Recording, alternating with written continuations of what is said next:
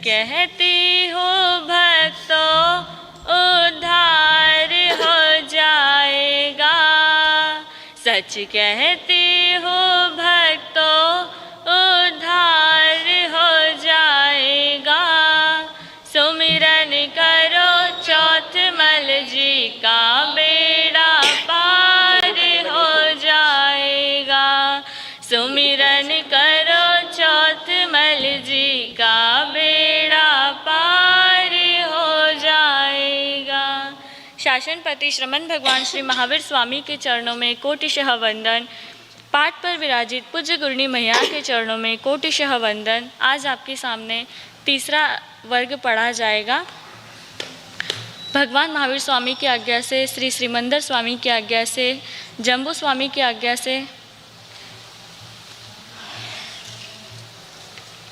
जैनम भन्ते समनेनम जाव संपत्तिनम अठमस अंगस दोचस वग्गस अयमठे पणत्ते तच्चसनम भन्ते वग्गस समनेनम जाव संपत्तिनम के अठे पणत्ते एवं खलु जम्बू समनेनम जाव संपत्तिनम अठमस अंगस दच्चस तच्चस वग्गस अंतगढ़ दसानम तेरस अजैना पणत्ता तंजहा अणीय सेने अनंत सेने अजीय सेन अणिहयरियु देवसेने सत्तु सेने सारणे गए सुमुहे दुमुहे कुवये दारुए अनडिठी जैनम भन्ते समनेनम जाव संपत्तिनम अठमस अंगस अंतगढ़ दसानम तच्चस वग्गस तेरस अजैना पणत्ता तंजहा अणीय सेन जाव अनडिठी पणमसनम भन्ते अजैनस अंतगढ़ दसानम समनेनम जाव संपत्तिनम के अठे पणत्ते।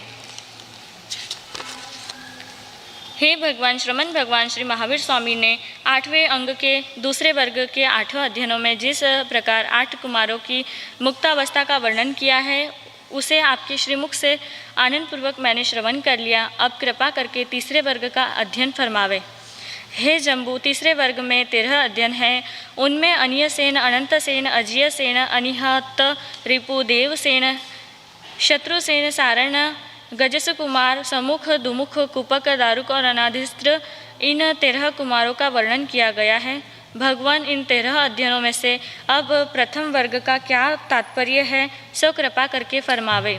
एवं खलु जम्बू तेनम कालेनम तेनम समेनम भद्दिल पुरे नामम नैरे होता हृदय थिमी समिद्धे वन्नओ तत्सनम भद्दिल पुरस नैरस बहिया उत्तर पुर थिमे दिशि भाई सिरिवने नामम उज्जैने होता वन्नओ जे सत्तुराया तत्थणम भद्दिलपुरे नैरे नागे नामम गाहवई होता अड्ढे जाव अपरिभूये तत्सनम नागस गाहवैस सुलसा नामम भारिया होता सुकुमाला जाव सुरुवा तत्सनम नागस गाहवैस पुत्ते सुलसाए भारियाए अत्तय अनिय सेन नाम कुमारे होता सुकुमारे जाव सुरुवे पंचधाई परिखित्ते तन जहा क्षीरधाई जहा दढ़ पैने जाव गिरिकंदर मलिनेव चंपगवर पायवे सुहम सुहेनम परिवड्डई।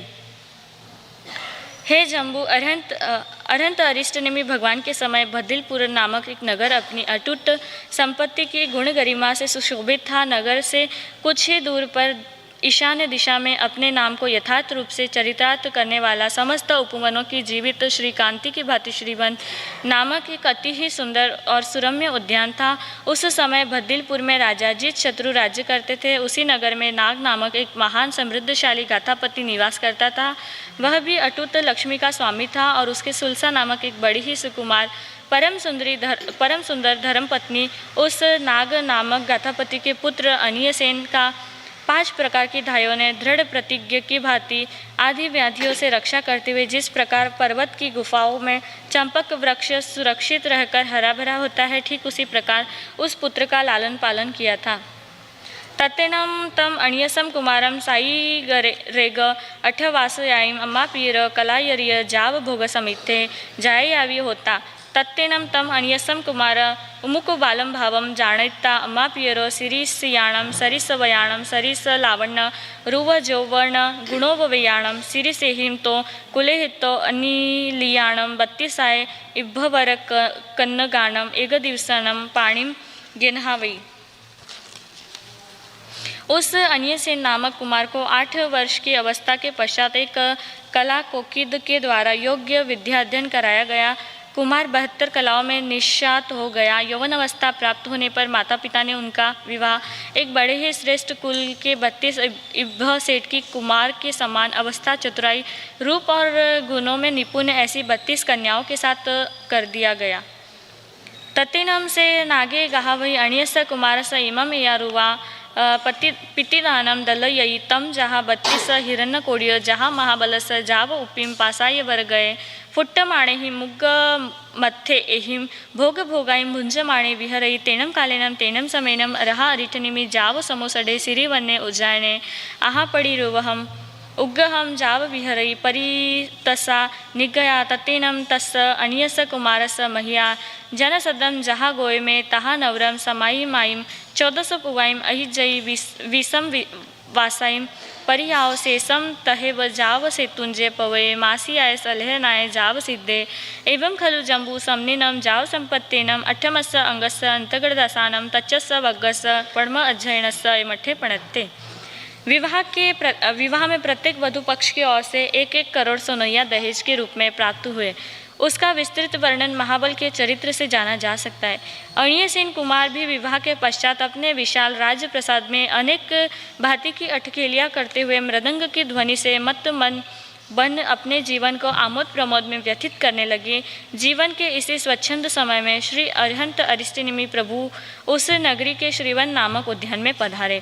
जन समूह दर्शन के लिए उमड़ पड़ा। यह दृश्य देखकर अणियसेन कुमार भी महाबल की तरह भगवान के दर्शनार्थ श्रीवन उद्यान में उपस्थित हुए। प्रभु के दर्शन कर उन्होंने श्रवण किया और गौतम कुमार की भांति ही उन्होंने भी दीक्षा पाठ धारण कर ली। स्वकल्प काल में ही सामयिक आदि 14 पूर्व का ज्ञान संपादन किया। 20 वर्ष तक चारित्र पाल कर अंतिम समय में 1 मास का संधारा करते हुए मोक्ष पद को प्राप्त किया। हे जम्बू, भगवान ने श्री अंतगढ़ सूत्र के 3रे वर्ग के प्रथम अध्ययन में यही वर्णन किया है। एवं जहाँ अणियसेन एवं शेषावी अनंतसेनो अजियसेनो अणिहयर्यु देवसेने संतुसेने 6 अजयना एक गमा 32 दाओ विषम वासा परियाओ 1400 पुवाईम अहिजंती सेतुंजे जाव सिद्धा छठम अध्ययनम समत्तम जैनम भन्ते उखे वो सतमस्स तेनम कालीनम तेनम समेनम बारवई नैर्य जहाँ पड़मे नवरम वसुदेवी राया धारिणी देवी सिहो सुमिने सारणे कुमारे 50 दाओ 1400 पुवा विषम वास परियाओ शेषम जहाँ गोयमस जाव सेतुंज सिद्धे। हे जम्बू, जिस प्रकार अणियसेन कुमार का वर्णन किया गया है उसी प्रकार अनंतसेन, अजितसेन, अणिहत, रिपु, देवसेन और शत्रुसेन आदि 5 कुमारों ने भी दीक्षा धारण कर मुक्ति प्राप्त की। ये 6 कुमार भद्दिलपुर के नाग नामक गाथापति के सुपुत्र और परस्पर सहोदर भ्राता थे। इनकी भी धूमधाम से 32 कन्याओं के साथ शादी हुई और प्रत्येक को 32 करोड़ का दहेज प्राप्त हुआ था। परंतु सच्ची लगन के सामने संसार के सभी बंधन शिथिल पड़ जाते हैं। सब कुमारों ने दीक्षा ग्रहण की तथा 14 पूर्वों का ज्ञान प्राप्त किया और 20 वर्ष चारित्र पालकर अंत में 1 मास का संधारा धारण किया और मुक्त हो गए। यहाँ तक ये 6 अध्ययन पूरे हो गए। हे जम्बू, 4थे आरे में द्वारिका नगर थी। उस नगर में राजा वसुदेव अपनी रानी धारिणी सहित राज्य करते थे। एक दिन रात्रि रानी को सिंह का स्वप्न दिखाई दिया और उस स्वप्न के कुछ ही काल के पश्चात राजा वसुदेव के घर में धारिणी रानी के कोख से पुत्र उत्पत्ति का मंगलमय आनंद छा गया। कुमार का नाम सारन रखा गया। कुमार का बाल्यकाल में विद्या अध्ययन और यौवन अवस्था में 50 कन्याओं के साथ विवाह कराया गया। वे भी अरिहंत अरिष्टनेमि भगवान का सदुपदेश श्रवण कर दीक्षित हुए। 14 वर्ष अविरल परिश्रम से उन्होंने 14 पूर्व का ज्ञान अध्ययन किया और 20 वर्ष का चारित्र पालन कर अंत में 1 मास का संधारा ले मुक्त हो गए। विशेष वर्णन गौतम कुमार की भांति ही समझे।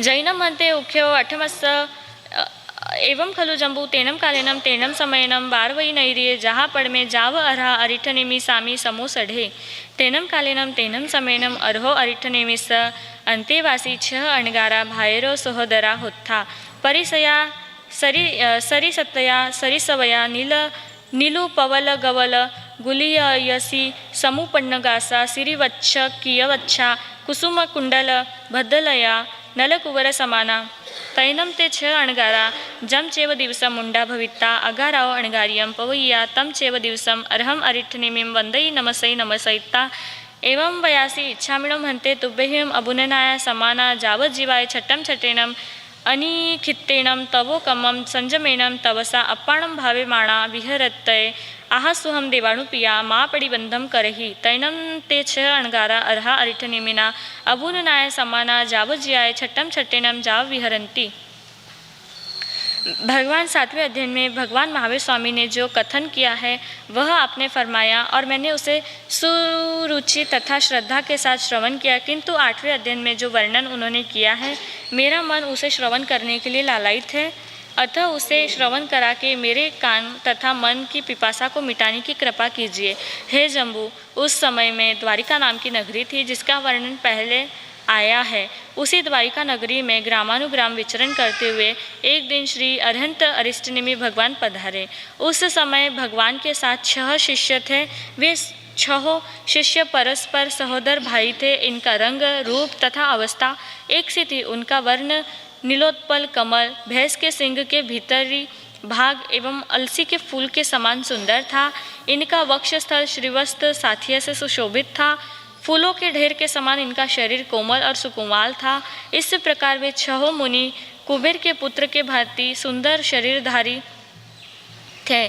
जिस दिन इन 6 सहोदर भाइयों ने दीक्षा धारण की थी, अर्थात संसार की मोह माया को छोड़ छाड़कर जिस दिन ये मुनि पद के अधिकारी बने थे, उसी दिन इन्होंने श्री अरहंत अरिष्टनेमि भगवान को वंदना कर निवेदन किया था कि भगवान, हमारी इच्छा है कि आपकी आज्ञा हो तो हम निरंतर जीवन पर्यंत बेले बेले की तपश्चर्या में अपनी आत्मा को लीन करते हुए विचरण करें। भगवान ने फरमाया, जिस प्रकार तुम्हें सुख हो वैसा ही करो, इसमें तनिक भी विलंब न करो। आज्ञा होने पर 6 मुनिराज बेले बेले की तपश्चर्या कर आत्मानंद में रमन करते हुए विचरने लगे। तैनम ते 6 अणगारा अनया कयायम छठ खमण पारणंसी पड़माय पोरिसीय सज्जायम करई जहा गोयम सामी जाव इच्छा मिणुम हंते छठ खमणस पारणाय तोबेहिम अबुननाया समाना तिहिम संगाड़यीम बारवये नैर्ये जाव अड्ढत्तिये आहा सोम देवाणुपिया तैनम ते 6 अणगारा अर्हा अरिठनेमिना अबुननाया समाना अर्हम अरिठनेमिम वंदई नमसैता अर्हो अरिठनेमिस अंतियाओ सहस्रवन्नाओ उज्जाणाओ पड़िनिखमंती पड़िनिखमैता तिहिम सिंगाड़ एहिम अत्तुरियम जाव अड़ंती। उसके पश्चात वे 6 अणगार एक दिन बेले के पारने में प्रथम प्रहर में समय स्वाध्याय कर गौतम स्वामी की तरह भगवान के निकट आकर बोले, भगवान, यदि आपकी आज्ञा हो तो बेले के पारने के लिए हम 6 मुनि 3 भागों में बंटकर द्वारिका में गोचरी के लिए जावें। भगवान ने शीघ्र ही आज्ञा प्रदान की कि जैसा तुम्हें सुख कर जान पड़ता हो वैसा करो। इस प्रकार 6 अणगार ने भगवान की आज्ञा प्राप्त कर उन्हें वंदना की। फिर सहस्त्रावन से निकलकर तीनों विभागों में विभक्त युक्त क्षणे क्षणे द्वारिका की तरफ भिक्षार्थ प्रस्थान किया। ततनम एगे संगाड़य बारवये नैर्ये उज्जनीय मज्जमायम कुलायम घर समुद्दाणस भिकायरियाय अड्डमाणे अड्डमाणे वसुदेवस रन्नो देवय्ये देवी गेहे अनुपविठे तैनम सा देवयी देवी ते अणगारे यज्जमाणे पासी पासिता हट्टटुठ जावहिया आसना अबुठे अबुठयिता सतठ पयायम अनुगच्छेता तिकुतो आयाहिणं पयाहिणं करिता वंदई नमसैता जेनेव भत्तघरे तेनेव वागच्छेता सिंह केसराणं मोहि गाणं थालईं भरैता ते अणगारे पड़िलाभी लाभयिता वंदई नमसैता पड़ी विसेजयी। उन तीनों सिंघाड़ों में एक सिंघाड़ा द्वारिका नगरी के धनाढ्य गरीब और साधारण स्थिति घर वालों में अथवा क्षत्रिय, वैश्य और कृषक कुलों में क्रमशः भिक्षार्थ भ्रमण करते करते राजा वसुदेव के राजमहल में जहाँ देवकी निवास करती थी वहाँ प्रविष्ट हुआ। देवकी महारानी अणगारों को अपने द्वार की ओर आते हुए देखकर बड़ी ही प्रसन्न हुई और अपने आसन से उठकर अत्यंत आदरपूर्वक स्वागत के लिए 7-8 कदम अणगारों के सम्मुख गई तथा 3 बार उन्हें अपने हाथ से प्रदक्षिणा करते हुए वंदना की। फिर जिस और भोजन ग्रह था उस और मुनि को ले गई और सिंह केसर मोदक जो अनेक पौष्टिक पदार्थों के सहयोग से श्री कृष्ण महाराजा के कलेवे के लिए किए हुए थे और जिन्हें कृष्ण महाराज प्रतिदिन प्रातःकाल कलेवे में लिया करते थे, उन्हीं मोदकों का थाल भरकर देवकी महारानी मुनिराजों को बहराया और सादर वंदना कर उन्हें विदा किया।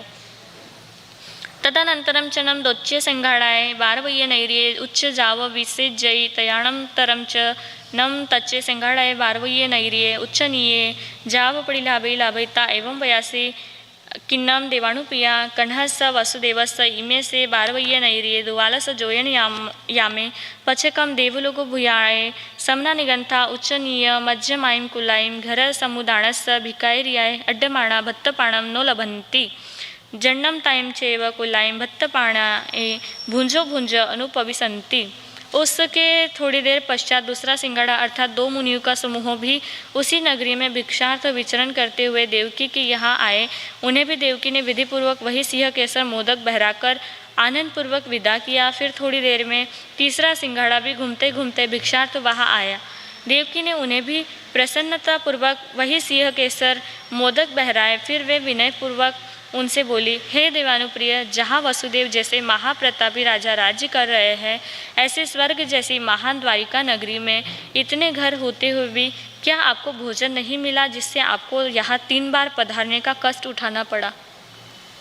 तैनम अणगार देवयीं देवीं एवं वयासी नो खलु देवाणुप्रिये कण्हस वसुदेवस इमे से बारवय्य नैरे जाव देवलोक भूयाय समना निगंथा उच्चनीय जाव अड्डमाणा भत्तपाणम नो लभन्ति नो चेवनम ताइम ताइम कुलाइम दोच्चम्पि तच्चम्पि भत्तपाणाय अनुपविसन्ति एवं खलु देवाणुप्रिये अम्हे बद्दिलपुरे नैरे नागस्य गहावैस्स पुट्टा सुलसाय भार्याय अत्तया छह भाइरो सहोदरा सरिसया जाव नलकुवर समाना अर्हो अरिठनेमिस अंत्यधम्मं शोचानिसं संसार भव विज्ञाभिया जम मरणानम मुंडा जाव पवैया।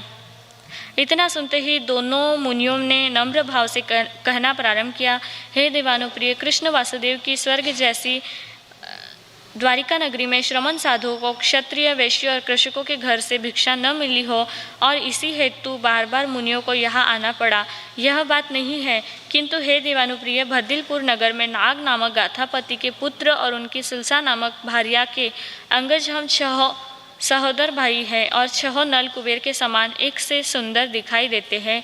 हम 6 भाई ने भगवान श्री अरिष्टनेमि का उपदेश श्रवण कर जन्म मरण एवं सांसारिक दुखों से भयभीत होकर भगवान के पास दीक्षा ग्रहण की। तैनम अमे जम चेव दिवसम पवैया तम चेव दिवसम अरहम अरिठनेमि वंदामो नमसामो इमम एयारुवम अभिगहम अभिगेनहामो इच्छामिनमन्ते तिव्वहिम अबुननाया समाना जाव आहासोम देवानुप्रिया। तैनम अमे अर्हो अरिठनेमिस अबुननाया समाना जाव ज्याय छठम छठेनम जाव विहरामो तम अमे अज छटखमण पारणंसी पड़माय पोरिसिये जाव अड्डमाणा तव गेहम अनुपविठा तम नो खलु देवाणुप्रिये ते चेवम नम अम्हे नम अन्य देव देवीं वंदई वंदिता जामेव दिवसम पाव भुवे तामेव दिवसम पड़ गया। हमने जिस दिन दीक्षा धारण की थी उसी दिन से भगवान की आज्ञा प्राप्त कर बेले बेले की तपश्चर्या की प्रतिज्ञा ली और उसी के अनुसार बेले बेले पारना कर रहे हैं।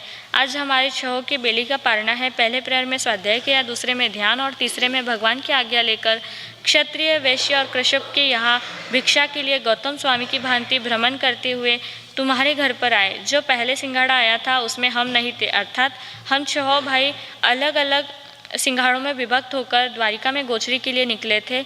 हम यहाँ बार बार नहीं आए। यह सुन देवकी ने वंदना की तथा मुनियों ने भी अपने स्थान की ओर प्रस्थान किया।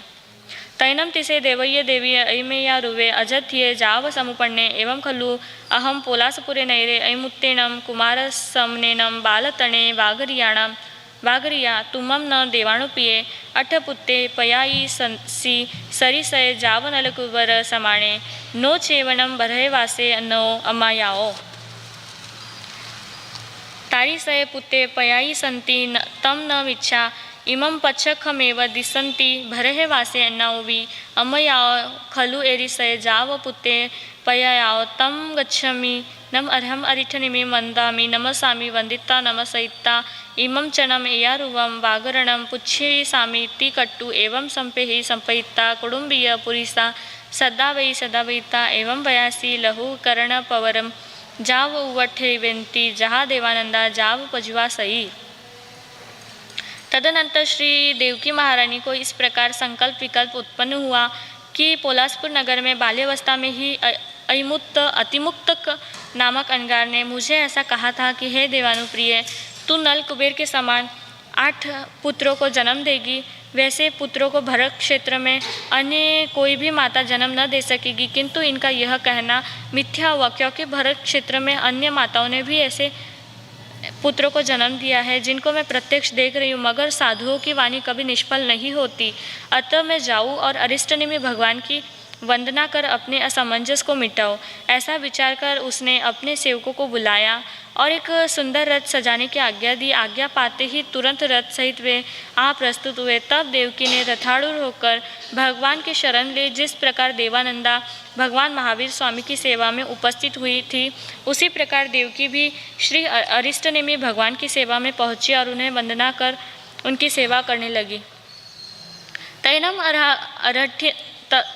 अर्हा अरिष्टनेमिं वंदई देवई देवीम एवं वयासी से नूनम तव देवये इमे छ अणगारे पासयिता एय मेयारुवे अजथ्ये जाव समुपजेत्था एवं खलु पोलासपुरनयरे अयिमुत्तेणं तम चेव जाव निगच्छयिता जेनेव मम अन्त्यं हवमागया से नूनम देवयी देवीम अट्ठे समट्ठे हंता अथि एवं खलु देवानुपिये तेनम कालेनम तेनम समेनम भद्दिलपुरे नैरे नागे नामम गाहवै परिवसै अड्ढे तस्सनम नागस गाहवैस्स सुलसा नामम भार्या होत्था सा सुलसा गाहवैणी बालतणे चेव निमित्तेनम वागरिया एसनम दारिया निंदु भविसै तैनम सा सुलसा बालभवन्ति चेव हरिणगमेसी देव भत्तयावी होत्था हरिणगमेशिस्स पडिमं करिता कलाकलिं नहाया जाव पायछित्ता उलपड़साड़या महरियं पुफ्फ चयणं करिता जनुपाय पड़िया पनामं करी तो पच्छा आहारई वा निहारई वा वरई वा। तदनंतर अरहंत अरिष्टनेमि भगवान ने महारानी देवकी से कहा, हे देवकी, इन एक सरी के 6 अणगारों को देखकर तेरे मन में यह विचार उत्पन्न हुआ कि मुझे पोलासपुर नगर में अयमुत्त अणगार ने जो कहा था कि तू ऐसे 8 पुत्रों को जन्म देगी जिनके समान समस्त भरत क्षेत्र में अन्य और कोई माता पैदा नहीं कर सकेगी, आदि विचारों में तल्लीन होकर तू इस विषय का मुझसे स्पष्टीकरण करने के लिए यहाँ आई है। क्या यह बात सत्य है? उत्तर में देवकी ने कहा, हाँ प्रभु, जिस प्रकार आपने फरमाया है वह 16 आना सत्य है। मैं इन्हीं विचारों में तल्लीन होकर आपकी सेवा में अपने असमंजस को मिटाने के लिए उपस्थित हुई हूँ। अब कृपया इसका स्पष्टीकरण करने का अनुग्रह करें। भगवान ने फरमाया, हे देवानुप्रिय, इसका विवरण यूँ है, तू ध्यान देकर सुन। उस काल भद्दिलपुर नगर में नाग नामक एक महान संपत्तिशाली गाधापति रहता था। उसके सुलसा नामक एक पत्नी थी। उस सुलसा नामक गाथा पत्नी को बाल्यावस्था में ही किसी ज्योतिषी ने कहा था कि तू मृत वत्सा होगी। तब से वह सुलसा बाल्यकाल से ही हरिणगमेशी देव की भक्ति करने लगी। हरिणगमेशी देव की प्रतिमा बनाकर वह नित्य प्रति स्नान आदि से निवृत्त हो भीगी साड़ी में ही उस प्रतिमा के सम्मुख पुष्पों का ढेर करती थी और फिर वह अपने घुटनों को पृथक पर टेक कर उसे वंदना करती थी। तत्पश्चात भोजन कर वह अपने अन्य गृह कार्यों में संलग्न होती थी। तैनम तिसे सुलसाय गाहवैणीय भक्ति बहुमाण सुसाय हरिणगमेशी देवे अर्हाइये यावी होता। तैनम से हरिणगमेशी देवे सुलसाय गाहवैणीय अनुकंप नठाय सुलसाय गाहवैणी तुमम च नम दोवी सम उयाओ करई तैनम तुभ्ये दोवी सममेव गभे गिह सममेव गभे परिवह सममेव दारय पाययः तैनम सा सुलसा गाहवैणी विनिहाय मावण्ये दारये पाया इति तैनम से हरिणगमेशी देवे सुलसाय अनुकंपठाय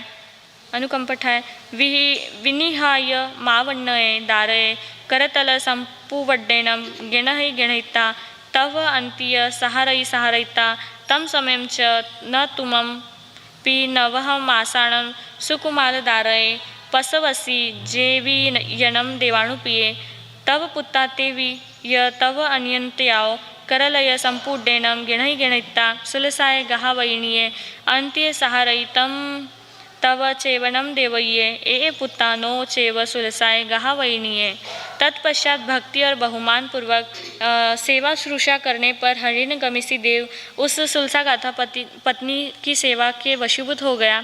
तब उस हिरण्यकशिपु देव ने सुलसा गाथा पत्नी पर अनुकंपा दिखलाकर उसे तथा तुझे दोनों को एक ही समय में ऋतुमती की तुम दोनों एक ही साथ गर्भवती हुई, तुम दोनों के गर्भ की प्रतिपालना भी साथ ही हुई। इतना ही नहीं, पुत्रोत्पत्ति भी दोनों के यहाँ साथ ही हुई।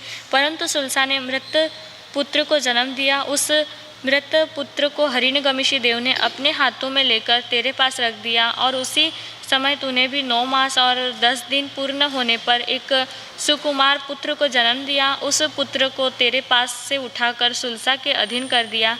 इसलिए हे देवकी, ये पुत्र सचमुच में तेरे ही है, सुलसा के नहीं।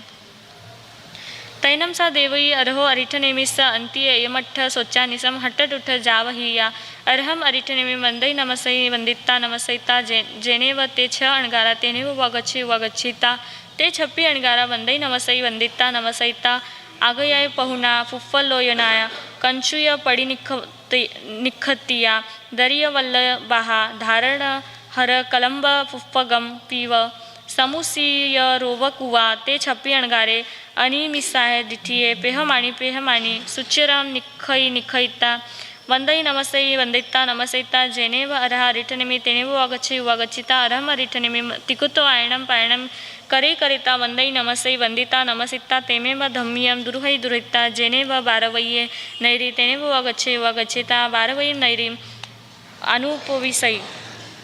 अनुपविसईता जेनेव सय गिहे जेनेव बाहिरिया उवठन साला तेनेव वगच्छे धम्मियाओ जन पवराओ पोचुरिता जेनेव सय वासघरे जेनेव सयनिज्जे तेनेव उवागयता सयनिज्जंसी निसयई।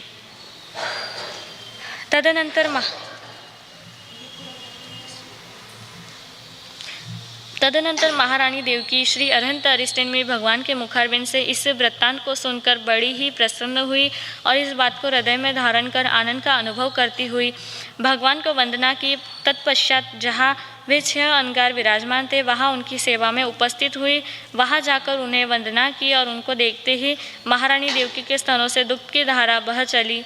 आनंद के मारे उसकी आंखें आंसुओं से ओतप्रोत हो गई। हर्ष से उसकी कंचुकी की कसें टूट पड़ी। उसकी भुजाओं के भूषण तथा हाथ की चूड़ियाँ तंग होने लगी। जिस प्रकार वर्षा में कंदब के पुष्प विकसित हो उठते हैं, उसी प्रकार अपने अंगज 6 सुकुमारों और परम सुंदर अनगारों का अवलोकन कर महारानी देवकी का रोम रोम पुलकित हो उठा। इस प्रकार देवकी उन 6 अनगारों को प्रेम पूर्वक बहुत देर तक अनिमेष दृष्टि से निखरती रही। तत्पश्चात उन्हें वंदना कर फिर भगवान के समीप वह आई। उन्हें भी विधि पूर्वक वंदन कर अपने धार्मिक रथ पर सवार हुई।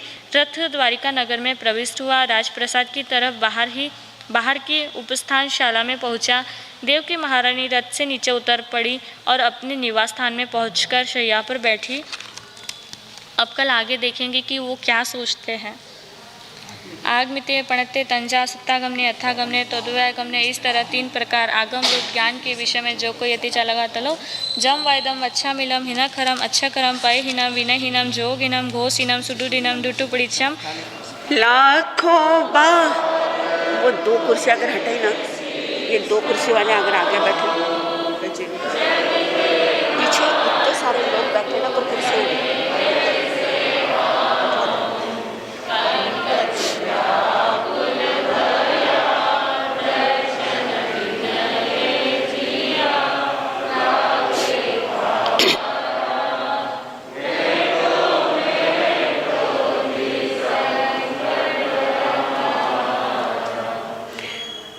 नमो सया सव सिद्धाणम। श्रमण संस्कृति के अमर देवता, पुरुषार्थ के प्रतिपादक आराध्य प्रभु भगवान महावीर के चरणों में कोटि कोटि वंदन। प्रतिपल वंदनीया मम आराध्या भगवती स्वरूपा पूज्या गुरुनी मैया के चरणों में मेरा भाव भरा वंदन। व्यासपीठ पर विराजित परमादरणीय प्रवर्तनी मेवाड़ गौरव डॉक्टर चंदना जी महाराज साहब के चरणों में कोटि कोटि वंदन। विश्व के समस्त ऊर्जा पुरुषों के चरणों में मेरा भाव भरा वंदन। अंतकृत दशांग सूत्र में वर्णित 90 आत्माओं के चरणों में मेरा भाव भरा वंदन। धर्म सभा में उपस्थित भगवान महावीर के प्यारे श्रावक एवं श्राविकाओं, अभी अभी आपके सामने एक पावन गंगा,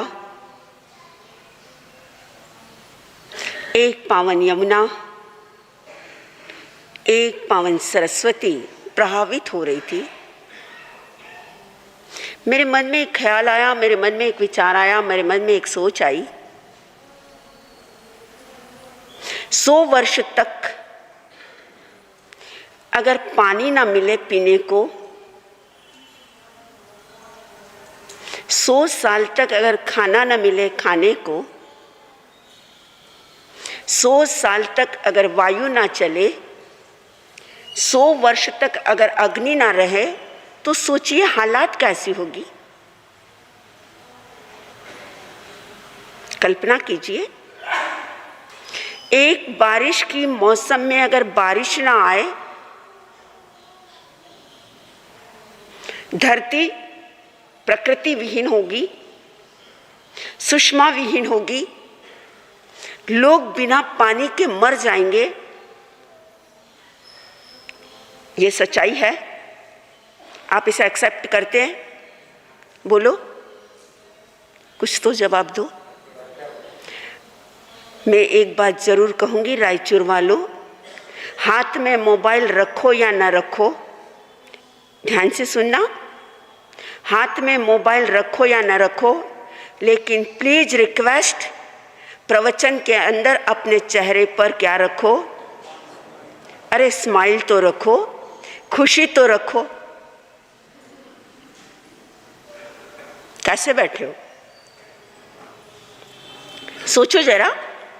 वीरवाणी सुन रहे हो, जिनवाणी सुन रहे हो, चेहरे पर एक खुशी, एक रौनक, एक प्रसन्नता, एक उष्मा आपके चेहरे पर होनी चाहिए। हम किसी शोक सभा में नहीं बैठे, हम धर्म सभा में बैठे हैं।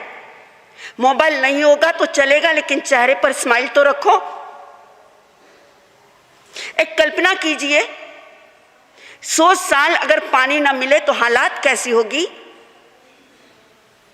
63,000 वर्ष तक, कितना बोल रही हूं? 63,000 वर्ष तक सुनने के लिए जिनवाणी नहीं मिलेगी। कितने सालों तक? कैसे? आने वाला छठा हरा कितने साल का है? 21,000 का। उसके बाद वापस कौन सा आ रहा है? कितने साल का? 21,000 का। उसके बाद वापस आने वाला आरा कौन सा है? पंचम आरा, वह भी कितने का है? 21,000 का। कुल कितने हुए? 63। एक कल्पना कीजिए, you are very lucky person, भाग्यशाली हो, सौभाग्यशाली हो, गुड लक है आपका, बेस्ट ऑफ लक है आपको कि आपको सुनने के लिए जिनवाणी मिल रही है। आने वाले समय में छठे आरे से लेकर वापस पंचम आरे तक 63,000 वर्ष तक ना आगम होगा, ना जिनवाणी होगी, न ये संत होंगे। सिर्फ कल्पना करते, सिर्फ वो पल को सोचते हैं, उस दुनिया में अगर जाते हैं, मेरे तो रोंगटे खड़े हो जाते हैं, दर्द से दिल भर उठता है। ओ माय गॉड, कैसा समय होगा वह। प्रभु करे, परमात्मा करे, ऊपर वाला कृपा करे, उस काल में आपका और हमारा क्या न हो, जन्म न हो। जैसे पानी के बिना जी नहीं सकते, जैसे भोजन के बिना चल नहीं सकते, जैसे सूर्य और चांद के बिना हम अपनी गति नहीं कर सकते, ऐसे जिनवाणी के अलावा आपका और हमारा है गुजारा। आपका चाहे हो जाए, लेकिन मेरा तो क्या नहीं है, इस जिनवाणी के अलावा मेरा गुजारा नहीं है। याद रखना, सूत्रों में अगर बेस्ट सूत्र है तो अंतकृत दशांग सूत्र है। वॉइस में सबसे बेस्ट अगर वॉइस है तो जिनवाणी है। स्लोगन में अगर बेस्ट स्लोगन है तो जय जिनेंद्र है। त्योहारों में अगर सर्वश्रेष्ठ अगर कोई त्योहार है तो कौन सा त्योहार है? पर्व पर्युषण है। धर्मों में अगर सर्वश्रेष्ठ अगर कोई धर्म है तो वह कौन सा धर्म है?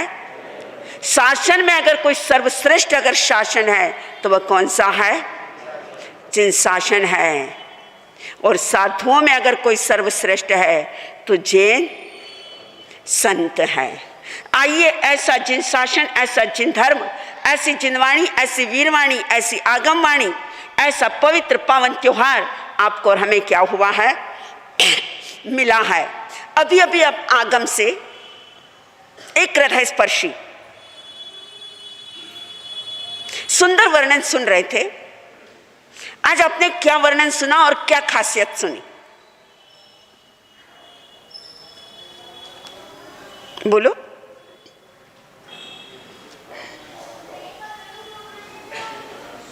कान से भी सुनना और आंखों से भी सुनना। ध्यानपूर्वक मेरी बात को सुनो। कान से भी सुनना और क्यों? क्यों? क्योंकि आप कान से सुनते हो। मेरे ये 2 सीसी कैमरे आपके ऊपर लगे हुए हैं। मैं देखती हूं कान से सुनते सुनते क्या कर रहे हो? कानों से सुन रहे हो और आंखों से देख रहे हो और किसी को। अरे नयनों से देखो तो परमात्मा को देखो, इन नयनों से देखो तो संतों को देखो। अरे नयनों से देखो तो परमात्मा के उस जिनवाणी के साथ एकाकार हो जाओ, तन्मय हो जाओ, डूब जाओ। बहुत सुंदर वर्णन था, मजा आ गया, आनंद आया। वाह परमात्मा, तेरे धर्म में, तेरी वाणी में क्या मस्ती है। सिर्फ मैं डूब जाऊं तो मजा आ जाएगा, आनंद आ जाएगा। वर्णन था भविष्यवाणी।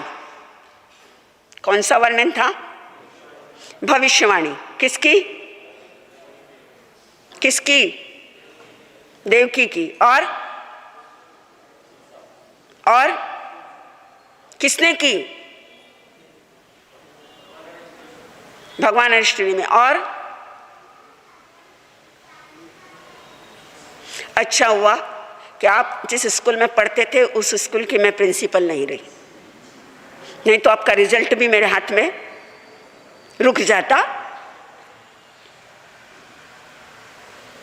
अयमुत्ता किस मुनि ने की भविष्यवाणी? अयमुत्ता कुमार ने। अरिष्टनेमि की भविष्यवाणी आगे है। आज ही आपने बोल दिया अरिष्टनेमि की भविष्यवाणी। अयमुत्ता ने भविष्यवाणी की, सुलसा तेरे जितने पुत्र होंगे कैसे होंगे? मृत होंगे।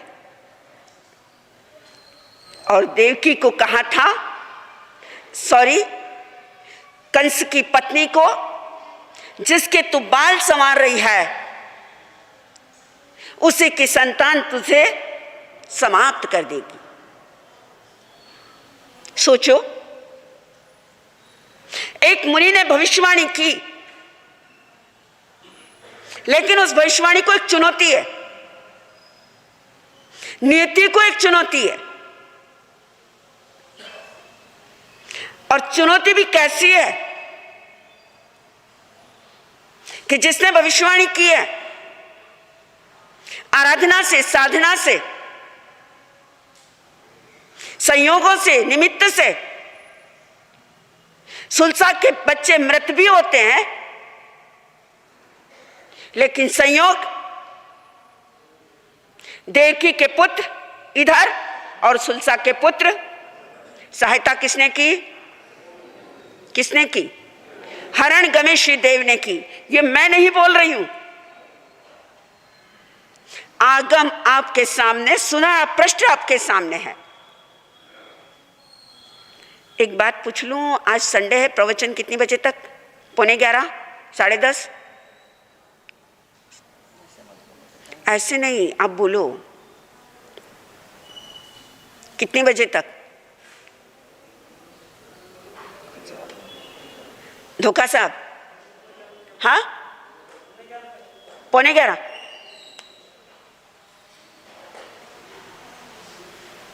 क्योंकि प्रवचन कभी कभी बिना ब्रेक की गाड़ी हो जाती है, तो उसे क्या लगाना पड़ता है? ब्रेक लगाना पड़ता है। आज वर्णन सुलसा का आया, आज वर्णन अयमुत्ता का आया, आज वर्णन देवकी महारानी का आया, आज वर्णन अनिक सेन आदि 6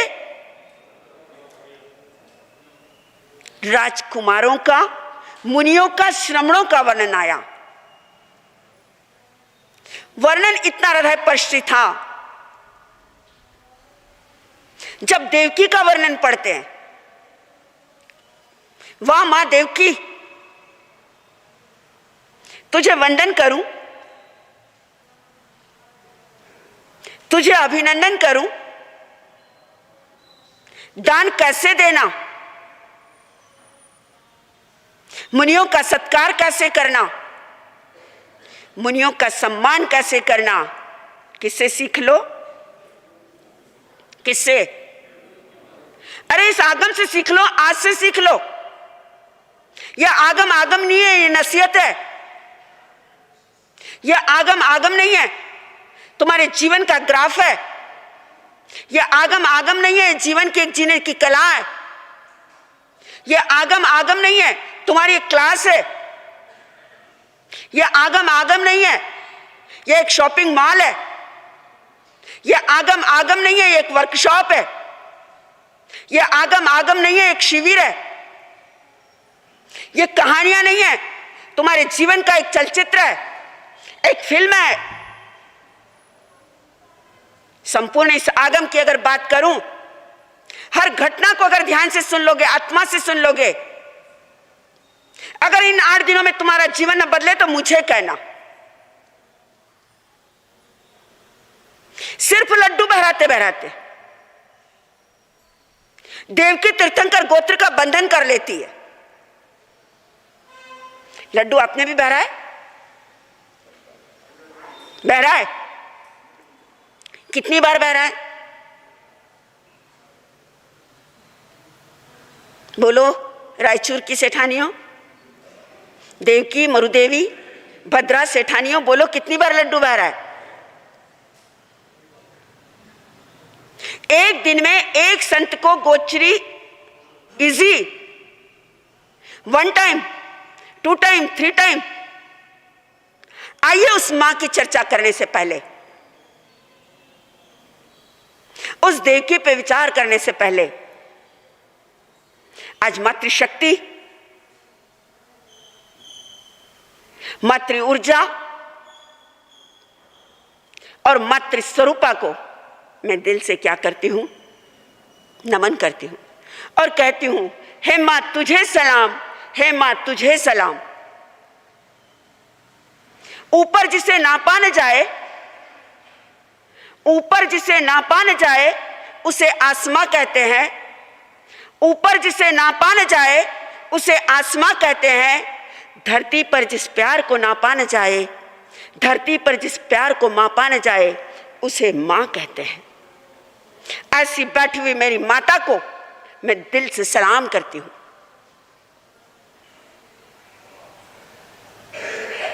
आइए आज हम कुछ देर के लिए चर्चा किस पर करेंगे? कल मैंने कहा था कि आज का प्रवचन का विषय मां की ममता और श्रद्धेया महासती जी के प्रवचन का विषय देना सीखो। मैंने तो बहुत बार आपको दान पर, अतिथि संविभाग पर, अपरिग्रह पर सुनाया है। चलिए आज मैं तो किसकी चर्चा करूंगी? आज और आप और हम इस धरती पर बैठे हैं, उपकार किसका है? माँ का है। माँ एक मंत्र है, माँ एक महामंत्र है, माँ एक तीर्थ है, माँ एक महातीर्थ है, माँ एक परमात्मा का दीदार है, माँ सूरत है, माँ सीरत है, माँ खुशबुओं की वास है, माँ एक खुशियों का पलना है, माँ एक क्या है? खिला हुआ चमन है, माँ अरमान है, माँ अल्फाज है, माँ अमृत है, माँ महाकलश है, माँ रिद्धि है, माँ सिद्धि है, माँ अमृत सिद्धि योग है, माँ हमारे होने वाले पूरे सपनों को आगाज देने वाली माँ है। ऐसी माँ, माँ तेरे उपकारों का वर्णन कैसे करूं? तीर्थंकरों को जन्म देने वाली माँ, अवतारों को जन्म देने वाली माँ, राम कृष्ण और महावीर को जन्म देने वाली माँ, माँ इस धरती की वसुंधरा की तुम श्रृंगार हो। बचपन में जन्म लिया, इस धरती पर आए माँ थी, पहली बार जब पानी पिलाया वह गंगा माँ थी। आंख खुली ऊपर देखा आसमां, उसमें माँ थी। स्थानक में चले आया, वहां जिनवाणी माँ थी। जिस धरती पर जन्म लिया वह धरती भी माँ थी, और जो गोदी मिली, जो आंचल मिला, वह भी कौन थी? माँ थी। माँ, माँ, माँ, अगर तू ना होती, माँ तेरा अगर आंचल मिला होता, जन्म लेते ही माँ तेरी गोदी ना मिली होती, माँ तेरा दूध ना मिला होता। याद करो वह पल, चले जाओ अपने अतीत में,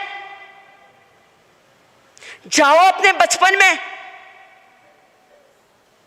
चले जाओ वहां तक जिस दिन तुम जन्मे थे,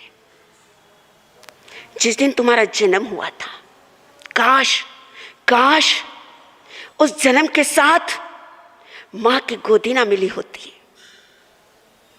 काश उस जन्म के साथ मां का आंचल ना मिला होता। काश उस गोदी के साथ उस समय मां का दूध ना मिला होता। काश मां ने हमें अपने सीने से न लगाया होता। बदनसीब है वे बच्चे जन्म के साथ जिनकी मां चली जाती है। नसीब है वे लोग, किस्मत वाले हैं वे लोग, निराले हैं वे लोग, भाग्यशाली हैं वे लोग जिन्हें मां का प्यार मिला है। वह गाल गाल नहीं जिस पर मां की थपकी ना मिले हो, वह पीठ पीठ नहीं जिस पर मां के हाथों का थाप ना लगी हो, वह होठ होठ नहीं जिसने मां की पप्पी ना ली हो। अरे पत्थर है वह इंसान जिसे मां का प्यार ना मिला हो। याद करो वो बचपन जब तुम रोते थे,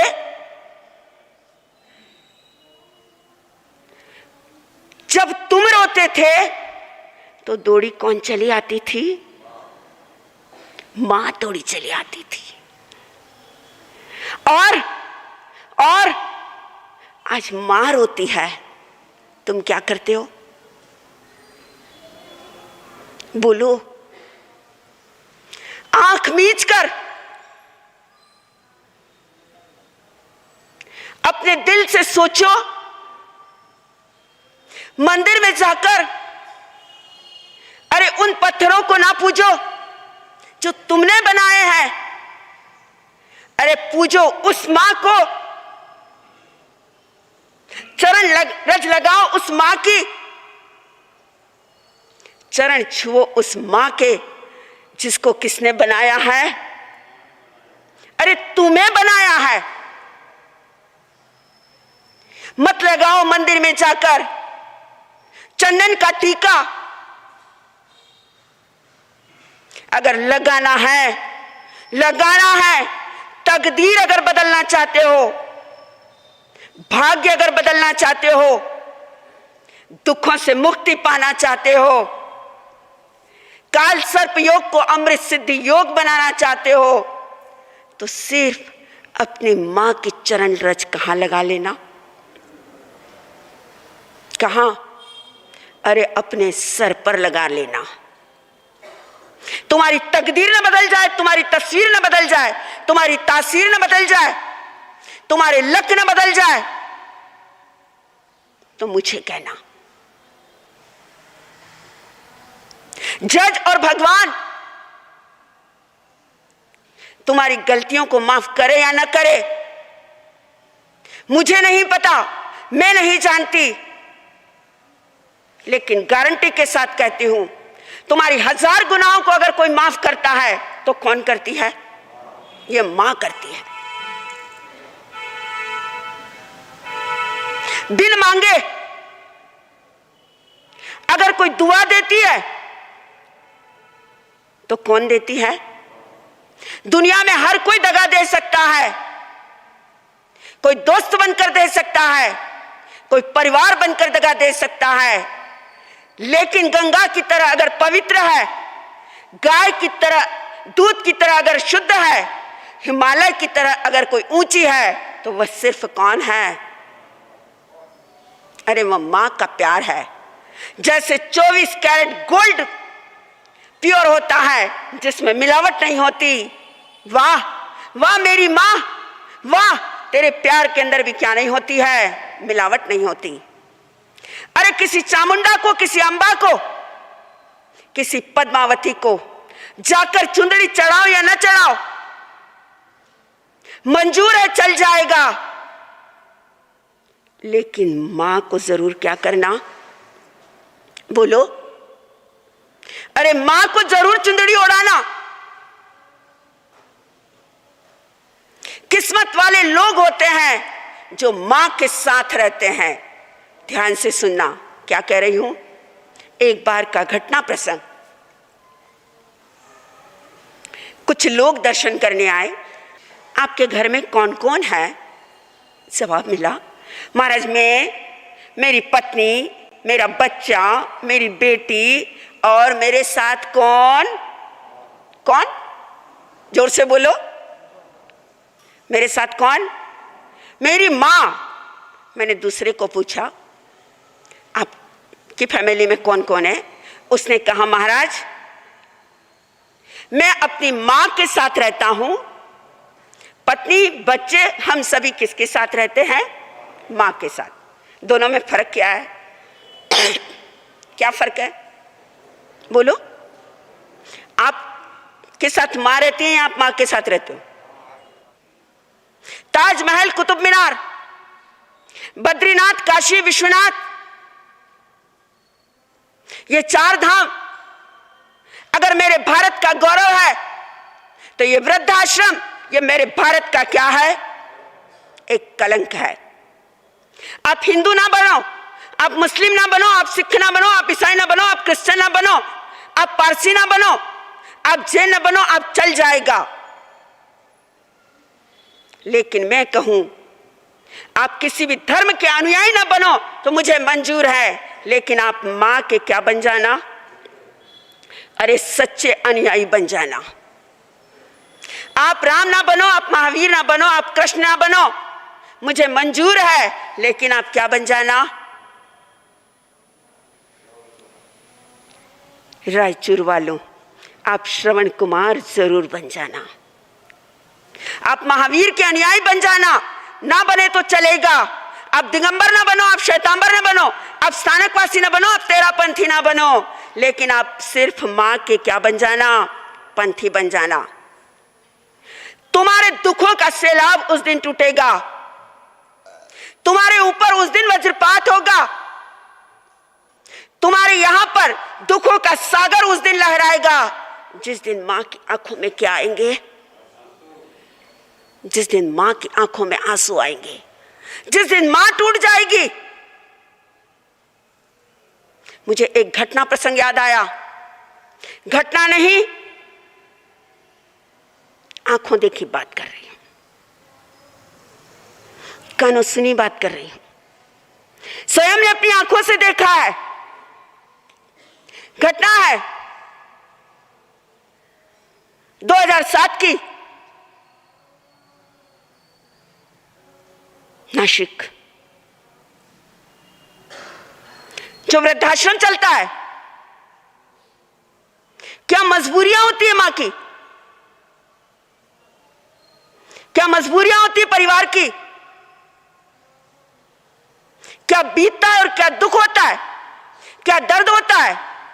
3 दिन के भूखे, 4 दिन के भूखे, 5 दिन की भूखे माताएं आती है। मैं आपको क्या सुनाऊं वह दर्द।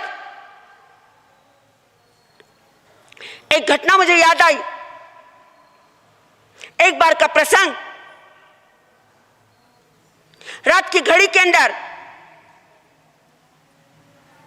1:30 अर्थात 1:30 बजी होगी। वृद्धाश्रम में रहने वाली मां की नींद खुली,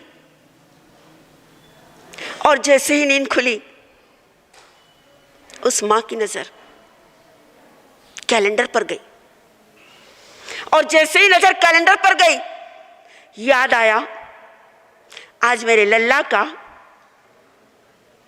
आज मेरे बेटे का, आज मेरे कालजे के टुकड़े का क्या है, जन्मदिन है।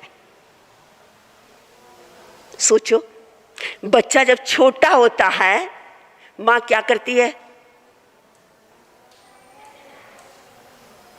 बोलो, पूछो इन माताओं को। रात रात भर ये माताएं क्या नहीं करेगी। अगर बच्चा बीमार हो जाए, रात रात भर ये माताएं सोती नहीं है,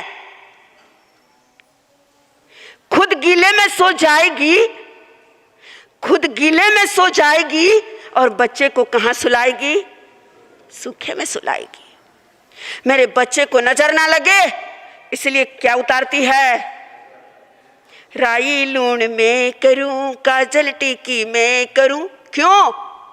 क्या उस राई का, क्या उस नमक का, क्या उन गीले कपड़ों में, गीले बिस्तर में सोने का, क्या उस काजल का, क्या गर्मा गर्म भिंडी की सब्जी और पराठे का, क्या उस उज्जवल दूध का, क्या तुम फर्ज और कर्ज उतार पाओगे? रखो जरा अपने दिल पर हाथ, कि तुम्हारी मां की आंखों में आंसू तो नहीं है? क्या तुम्हारी मां बिस्तर में सोई हुई सिसकियां तो नहीं लेती है? क्या तुम्हारी मां किसी सिस्टर के हाथों में तो नहीं है? काश तुमने जन्म लिया और तुम्हें भी किसी नौकरानी के हाथों में, किसी पल्ला घर में, किसी अनाथाश्रम में, या किसी कचरे के ढेर पर अगर तुम्हें फेंक दिया जाता, तो सोचो तुम्हारी हालात क्या होती। आज मां सिस्टरों के साथ रह रही है, मां खुद रसोई बनाती है, और मां रात को चुपचाप रोती है। और मां को रुलाकर तुमने अगर सामायिक कर ली, पोषक कर लिया, उपवास कर लिया, अठाई कर ली, मैं कहूं तुम्हें कुछ भी फल नहीं मिलेगा। वो मां रात को 1:30 बजे उठी, कैलेंडर देख लिया, और कैलेंडर देखने के बाद मां ने फोन लगाया, हेलो बेटा। मां क्या काम है, क्या जरूरत पड़ी? बेटा बेटा बेटा, ओ मेरे बेटा, आज तेरा क्या है? आज तेरा जन्मदिन है। बेटा मुझे काम कुछ भी नहीं है,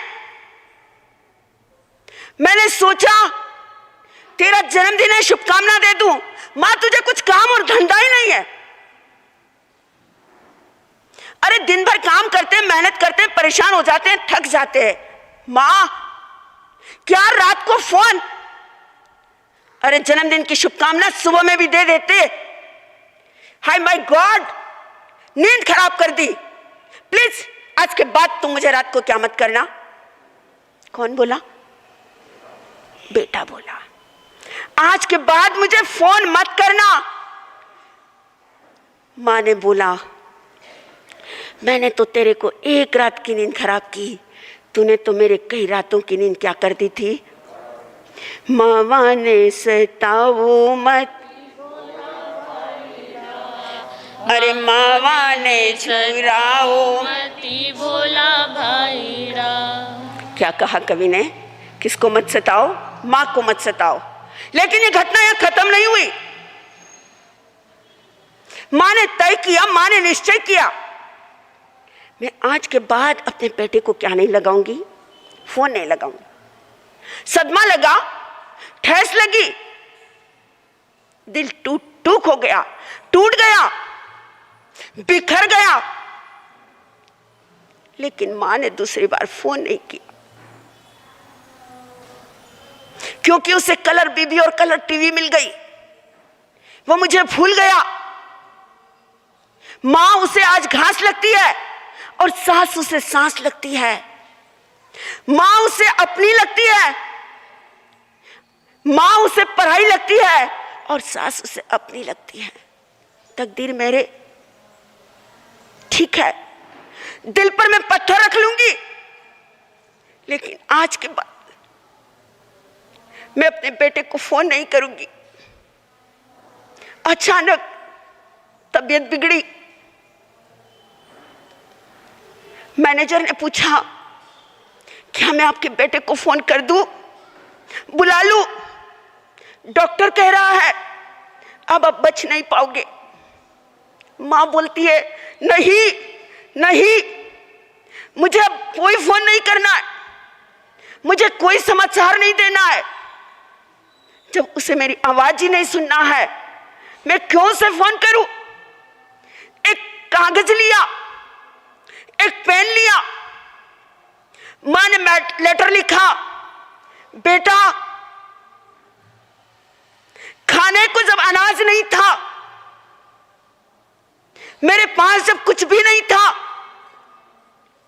बेटा फिर भी लोगों के घरों में काम करके, मेहनत और मजदूरी करके मैंने बेटा तुझे पढ़ाया लिखाया, सब कुछ किया। लेकिन बेटा मैं तुझे धन्यवाद देती हूं, बहुत सारी लंबी चिट्ठी लिखी। मां ने कवर एक बंद किया, कवर में कुछ रखा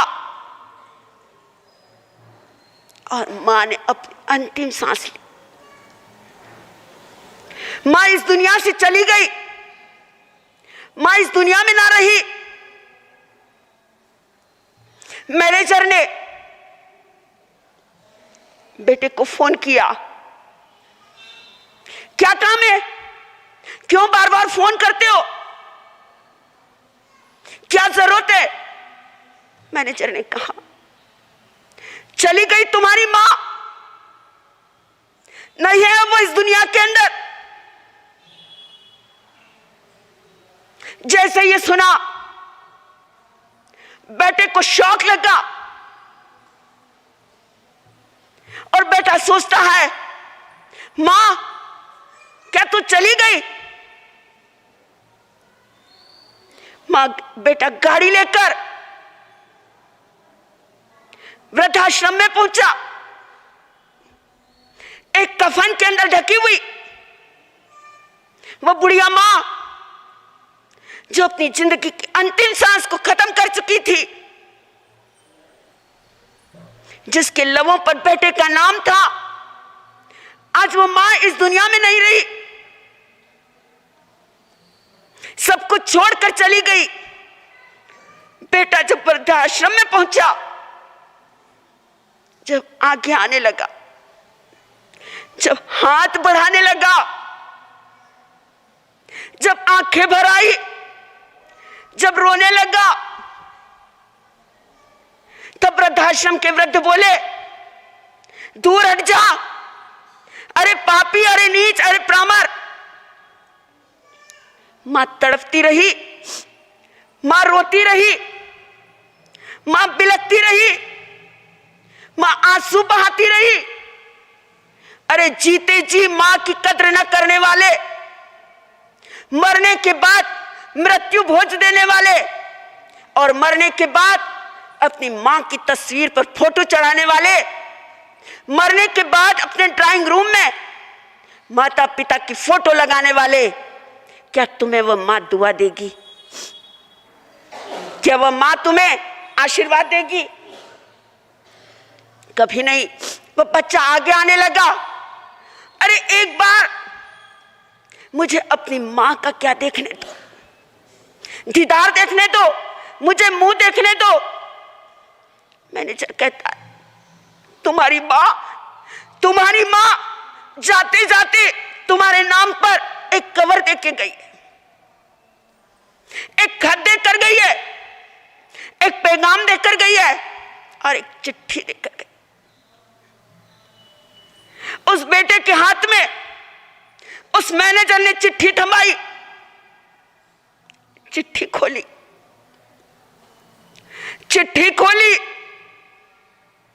चिट्ठी में एक खत था। खत के साथ एक नोटों की गड्डी थी। क्या थी? एक नोटों की गड्डी थी। बेटा, तू तो मेरा बेटा था, मेरा लाल था कि महीने के 500 रुपये भी भेजता था, लेकिन तेरा बेटा शायद तुझे 500 रुपया भी न दे, इसलिए मैं तेरे लिए क्या रख कर जा रही हूं? क्या रख कर जा रही हूं? ये पैसा रख कर जा रही हूं। बेटा, ये तेरी मुड़ी है, ये तेरी वसीयत है, मेरी वसीयत है, और ये तेरी संपत्ति है, ये तेरी एफडी है। बच्चा जोर से चिल्लाया, मां, ओ मेरी मां। खींच लिया उसने वह कफन और जाकर किससे लिपटा? किससे लिपटा?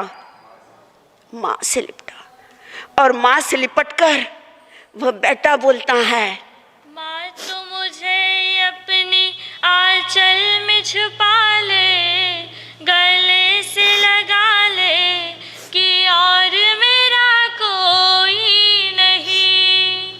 माँ तो मुझे अपनी आंचल में छुपा ले, गले से लगा ले कि और मेरा कोई नहीं। फिर न सताऊंगा कभी, पास बुला ले, गले से लगा ले कि और मेरा कोई नहीं। वो बेटा जाके मां से लिपट गया। मां एक बार अपना आंचल दे दे, एक बार थपकी दे दे, एक बार प्यार दे दे, एक बार तेरा गोदी दे दे, एक बार सीने से मुझे लगा ले। क्या गई हुई मां लौट कर आ सकती थी? नहीं आ सकती थी। चली गई मां दुनिया से। ये दर्द भरी कहानी, ये दर्द भरी दास्तान एक नहीं, मैं आपको कई घटनाएं क्या कर सकती हूं? अरे बोलो, अरे मैं सुना सकती हूं। ये कहानी घर घर की है। अरे बेटा अलग होता है या बड़ा होता है, मां उसे गाड़ी देती है। दुख इस बात का है कि मां जब बुढ़ी होती है, बेटा उसे एक थाली भी नहीं देता है। 4 बेटे, एक ने कहा मेरे हिस्से में मकान आया, दूसरे ने कहा मेरे हिस्से में ऑफिस आई, तीसरे ने कहा मेरे हिस्से में दुकान आई, चौथे ने कहा मेरे हिस्से में मां आई। अरे मां मां होती है। एक कवि ने लिखा, चुपड़ी नहीं तो वह लुखी बांध देती है, चुपड़ी नहीं तो लुखी बांध देती है। अरे सूखी नहीं, ताजा नहीं तो वह बासी ही बांध देती है। चुपड़ी नहीं तो लुखी बांध देती है, ताजा नहीं तो वह बासी ही बांध देती है। आज भी जब मैं घर से जाता हूं, आज भी मैं जब घर से जाता हूं, मेरे पल्ले में आज भी वह अठन्नी बांध देती है। यह कौन होती है? यह मां होती है। आइए आज हम ये प्रण लेंगे, जो लोगों के मां चली गई है या पिता चले गए, ठीक है, लेकिन जिनकी मां अगर जिंदी है और वह बेटे अगर मां से अलग रहते हो, रायचूर में तो ऐसा कोई नहीं होगा। मैं इसके लिए अंदाजा भी नहीं लगा सकती। रायचूर धर्म नगरी, संस्कार नगरी, यहां तो माताओं का सम्मान होता होगा, यहां तो मां तो तीर्थ होती होगी। मां तू वात्सल्य की सरिता है, मां तू प्यार की गंगा है, मां तू प्यार की यमुना है। मां तेरे लिए मेरे पास कोई शब्द नहीं है। 2 मिनट के लिए अपनी आंखें बंद कीजिए, जिसकी मां जीवित है या जिसकी मां चली गई है, अपनी आंखें बंद करके एक बार अपनी मां को याद करो। I love you mom, I love you dad. पापा तुम मेरी खुशियां हो, पापा तुम मेरे छत्र हो, पापा तुम मेरे रक्षक हो, मां तुम मेरा साया हो, तुम मेरा दिल हो, मेरा अल्फाज हो, तुम मेरी हिफाजत हो, तुम मेरी बरसात हो, तुम मेरा प्यार हो, तुम मेरी मोहब्बत हो, तुम मेरा दिल हो, तुम मेरे कलेजे हो। मां तुम हो तो मेरी खुशियां हैं, मां तुम हो तो ये सारी दुनिया है। मां नहीं तो तुम कुछ नहीं, मां है तो सब कुछ है, मां नहीं तो कुछ नहीं। आइए, किस्मत वाले वे हैं लोग जिनकी मां जिनके साथ है, और बदनसीब है वे लोग जो अपनी मां से दूर हैं। आइए, आज से ये प्रतिज्ञा लेना और मां से जो रूठ कर बैठे हैं, जाकर अपनी मां से माफी मांग लेना। धन साथ नहीं चलेगा, परिवार साथ नहीं चलेगा, चलेगा तो मां की दुआएं साथ चलेगी। अरे अपनी जन्म कुंडली किसी पंडित को दिखाने से पहले और अपने मकान और दुकान का मुहूर्त अमृत सिद्धि योग में करने वाले, अगर मां की बद्दुआ लगी तो जिंदगी में काल सर्प योग लग जाएगा। अगर काल सर्प योग से बचना चाहते हो तो मां की सेवा और पूजा कर लो। गंगा में स्नान करने से पाप धुलेंगे या ना धुलेंगे, लेकिन मां के चरणों में बैठकर अपने आंसुओं से अभिषेक करने से जरूर तुम्हारे जिंदगी के सारे पाप क्या हो जाएंगे, धुल जाएंगे। घड़ी कह रही है 10:15 बज गए। आइए हम श्रद्धेय महासती जी से आगे की बात सुने, इन्हीं भावों के साथ, इन्हीं शब्दों के साथ। फिर एक बार संपूर्ण मातृशक्ति को नमन करती हूँ। मैं अपनी माँ को नमन करती हूँ, क्योंकि खुश नसीब हूँ मैं।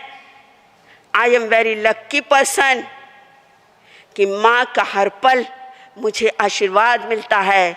माँ तूने अगर जन्म न दिया होता, पापा तुम्हारा अगर मेरे पर एहसान, ऋण और उपकार न हुआ होता, तो आज मैंने क्या न लिया होता। अरे ये संयम न लिया होता, ये दीक्षा न ली होती, ये दुनिया न देखी होती। हे माँ, मैं तेरे उपकारों का ऋण अदा करूं, मेरे तेरे दूध का फर्ज और कर्ज अदा करूं, इन्हीं भावों के साथ। हे माँ तुझे सलाम, हे माँ तुझे सलाम। तो कितनी अच्छी है, तो कितनी भोली है, प्यारी प्यारी है ओ माँ, ओ माँ, ओ माँ, प्यारी माँ।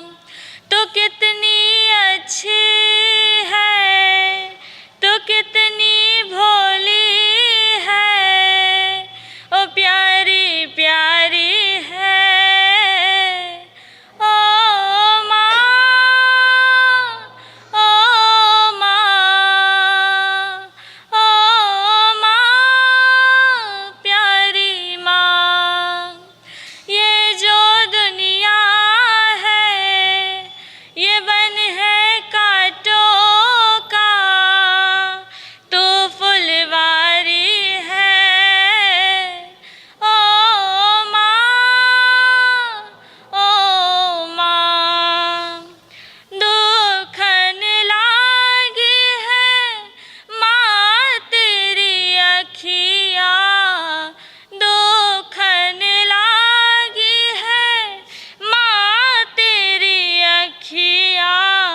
मेरे लिए जागी है तू सारी सारी रतिया, मेरी निंदिया पे अपनी निंदिया भी तूने वारी है। ओ माँ अपना नहीं तुझे सुख दुख कोई, अपना नहीं तुझे सुख दुख कोई। मैं मुस्काया तू मुस्काई, मैं रोया तू रोई। ओ मेरे हंसने पे ओ मेरे रोने पे तू बलिहारी है। ओ माँ तू कितनी अच्छी है। सब जन साथ में बोलो, तू कितनी अच्छी, तू कितनी भोली है। ओ प्यारी प्यारी है। ओ माँ बच्चों की जा होती है, माँ बच्चों की जा होती है। वो होते हैं किस्मत वाले जिनकी माँ होती है। तू कितनी सुंदर है, तू कितनी शीतल है। ओ न्यारी न्यारी है। ओ माँ तू कितनी अच्छी है, तू कितनी भोली है। ओ प्यारी प्यारी है। ओ माँ लब्धिधर गौतम गणी वंदो सुधर माँ स्वामी को। पूज्य गुरुवर जैन दिवाकर चौथ मल मृदुभाषि साकर कमला गुरुणी कोटि सह वंदन करूं, कोटि सह वंदन करूं। उपस्थित सज्जनों, माताएं बहनों, अंतकृत दशांग सूत्र के द्वितीय पुष्प के रूप में आज आपने जो वर्णन सुना, उसी पर साध्वी अक्षय ज्योति जी ने माँ की ममता के बारे में आपको बताया कि एक माँ की ममता कैसी होती है। देवकी महारानी के करुण क्रंदन के साथ जब हम चर्चा करते हैं, अगर पुराने हमारे मारवाड़ी संगीत के माध्यम से कह दूं, इम जूरे देव की रानी, इम जूरे देव की रानी। मैं तो पुत्र बिना बिलखानी रे, मैं तो पुत्र बिना बिलखानी रे। इम जूरे मैं तो सातों ही नंदन जाया, ओ मैं तो सातों ही नंदन जाया। पण एकन गोद खिलाया रे, इम जूरे देव की रानी। नहीं पालनियों में बांध्यो, नहीं पालनियों में बांध्यो, नहीं मधुर हलरियो गायो रे इम जुरे देव की रानी। आगम के पाठ कह रहा है कि देव की महारानी किस प्रकार एक रुदन एक क्रंदन कर रही है। पुत्र के प्रति माँ की ममता कैसी होती है। लेकिन आज का युग जहाँ पूरा इससे विपरीत होता चला जा रहा है, जहाँ कहा जाता है 25 साल तक जिस माँ ने पाला, 25 साल तक जिस माँ ने पाला और 25 दिन में पत्नी ने क्या कर दिया, अरे माँ से बदल डाला, यहाँ तक कि घर से निकाल दिया। विचार करना ये स्थिति हो रही है। अगर एक कुछ पंक्तियों में कह दूं तो वहारे जमाने तेरी हद हो गई, वहारे जमाने तेरी हद हो गई, बीबी के आगे माँ रद्द हो गई, बीबी के आगे माँ रद्द हो गई।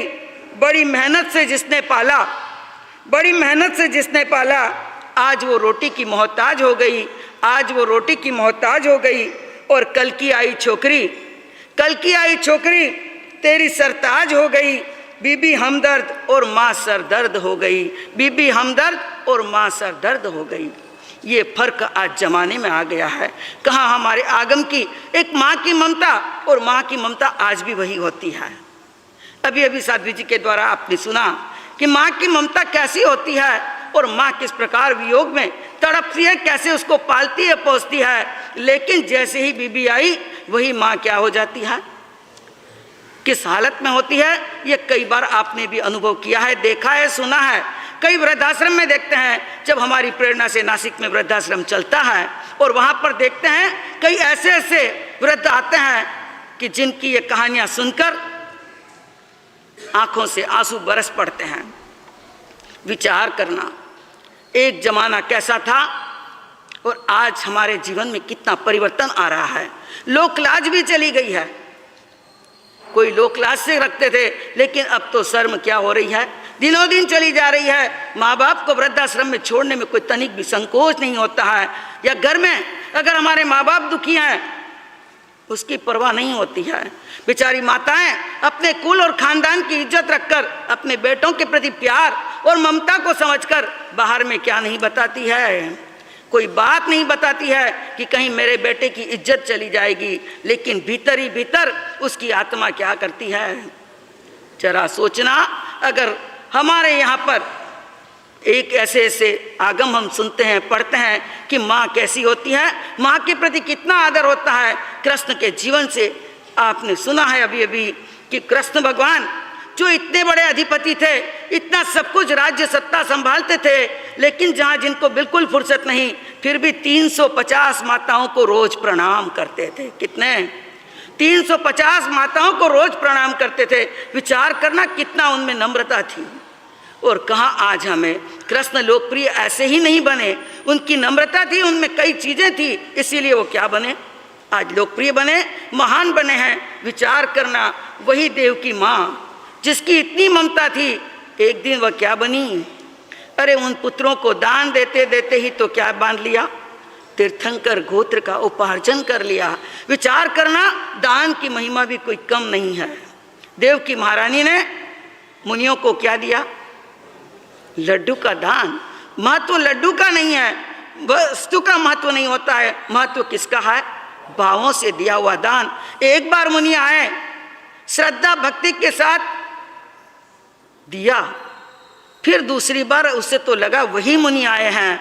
अगर आपके जीवन में भी ऐसा हो जाए कि वो हमारे साथ बहर कर गए, आपने बहराया, फिर दूसरी बार वही चीज़ देखकर आपके घर में माल मिठाई बनी है और आपने माल मिठाई बहराई और उसी लालच से कहीं दूसरी बार तो नहीं आ गए, और 2 बार बहराया, फिर तीसरी बार वही मुनि लग रहे हैं उसे और वही आए, तो उसे मन में ये ख्याल नहीं आया कि बार बार मुनि मेरे यहाँ पर सिंह केसरी मोदक देखकर, एक बलिष्ठ और बलवान अच्छी चीज़ देखकर बार बार मुनि मेरे यहाँ आ रहे हैं, ऐसा नहीं सोचा।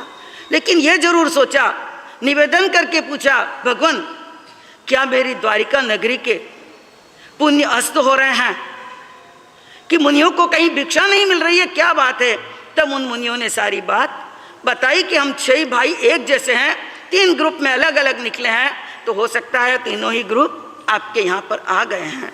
विचार करना दान कितना महान होता है, और दान से तीर्थंकर गोत्र का उपार्जन होता है।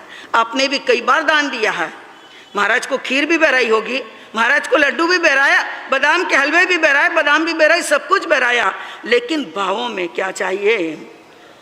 हाँ, विचार करना, भाव अगर शुद्ध हैं, भावों के साथ बहराया, उत्कृष्ट भाव अगर आए तो अपने आप तीर्थंकर गोत्र का उपार्जन हो जाता है। विचार करना, दान आप देते हैं, लेकिन मैं आपको कहूँ चाहे कितना भी दो, कम दो या ज़्यादा दो, चाहे दान 1 पैसे का ही क्यों न हो, लेकिन कैसा हो, अरे सच्चे भावों से, शुद्ध भावों से दिया हुआ हो। और मैं आपको कहना चाहूँगी, आपका 12वां व्रत क्या है, जिसकी चर्चा आप सुन चुके हैं, अतिथि समविभाग। मैं भी आपसे कहती हूँ कि आप जितना कमाते हो, जब थाली पर बैठे हो तो क्या करो, अतिथि का समविभाग करो। इसी तरह जो भोग के लिए आपने सामग्री इकट्ठी कर रहे हो, उसके साथ थोड़ा भाग भी निकाल दो।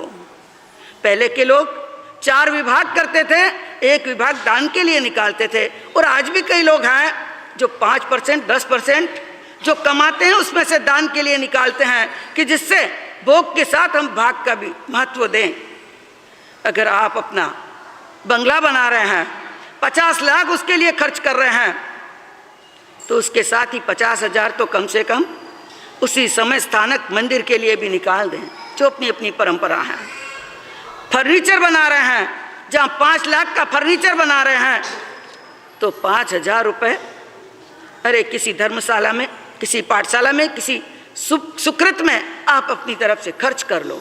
बच्चों की स्कूल की फीस, पढ़ाई के लिए जब आप पैसा निकालते हो, इतनी महंगी किताबें उनके लिए खरीदते हो, ड्रेसें सिलवाते हो, फीस भरते हो, वैसे ही कोई गरीब स्वधर्मी के लिए, जो हमारी समाज के नन्हे मुन्ने बच्चे हैं, जो फीस के बिना परेशान में हैं, कपड़े पूरे नहीं हैं जिनके पास, उनके लिए भी क्या कर दो, थोड़ा अरे हिस्सा निकाल दो।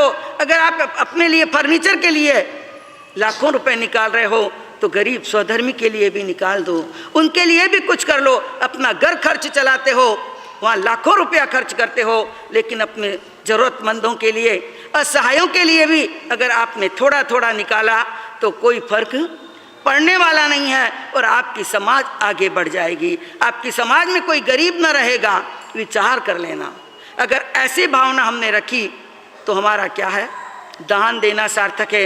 ये शास्त्र की वाणियाँ सुनते हैं कि तीर्थंकर गोत्र बांध लिया, लेकिन केवल बोलने से, सुनने से काम नहीं चलेगा, हम भी उस पर क्या करें, थोड़ा आचरण करें। मुझे एक प्रसंग याद आ रहा है आपके ही पूर्वजों का, जो आपके ही पूर्वज थे। याद करें मेवाड़ का इतिहास,